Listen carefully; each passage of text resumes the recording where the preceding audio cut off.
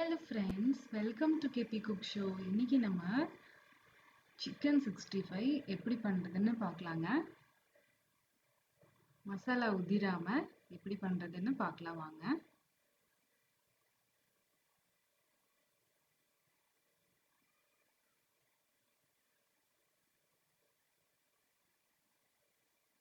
Homemade masala வச்சு எப்படி ஈஸியா செய்யலாம்னு பார்க்கலாங்க.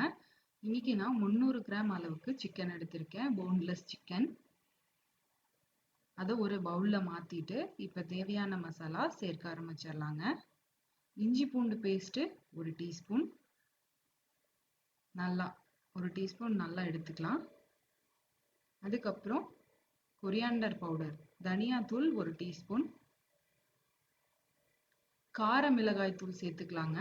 நம்ம காஷ்மீரி மிளகாய் தூள் சேர்க்க போறோம். கார மிளகாய் பொடி 1 டீஸ்பூன்,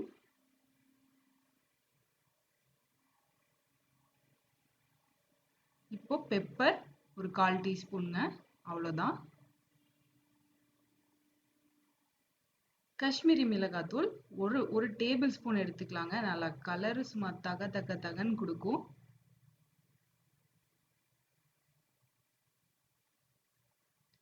சீரகத்தூள் 1/2 டீஸ்பூன்,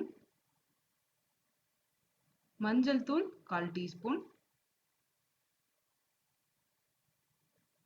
இது கூடவே ஒரு 4 சிட்டிகை லெமன் ஜூஸ்,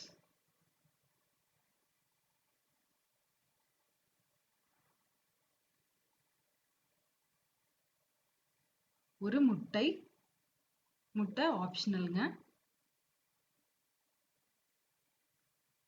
1/4 கப்பை விட கொஞ்சம் கம்மியா தயிர், சோள மாவு 2 டீஸ்பூன்.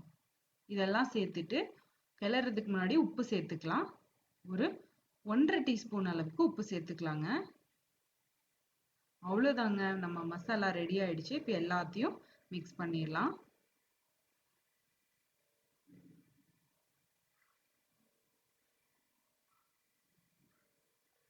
இப்போ மசாலா நல்லா ஒண்ணு சேர கலந்து விட்டுறலாம். பாருங்க, நல்லா ஊறி வரணும் சிக்கன்ல. அந்த அளவுக்கு நம்ம கலந்து விட்டுட்டு ஒரு 1/2 மணி நேரம் போல ஊற வச்சுக்கலாம். நல்லா சாஃப்டா வரணுங்க. 1 மணி நேரம் கூட ஊற வைக்கலாம். இப்போ எண்ணெய் காஞ்சிருச்சு. நம்ம ஒண்ணொன்னா எடுத்து போட்டு பொரிக்க ஆரம்பிச்சிடலாம். எப்பவுமே பொரிக்கும் போது தீ மீடியம் ஃப்ளேம்ல வச்சுட்டு அதுக்கப்புறம் கேப்பா போடணும். ஒட்டுக்கா போட்டோம்னா மசாலாலாம் ஒட்டி பிரிஞ்சு வந்துடும்.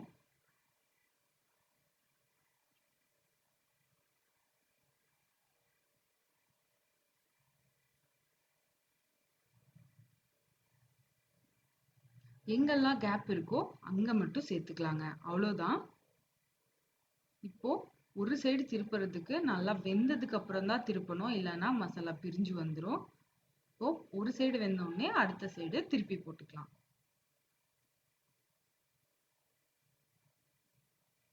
இப்ப பாருங்க, 2 சைடு வெந்து வந்துருச்சு, கலர் கூட மாற ஆரம்பிச்சிருச்சு.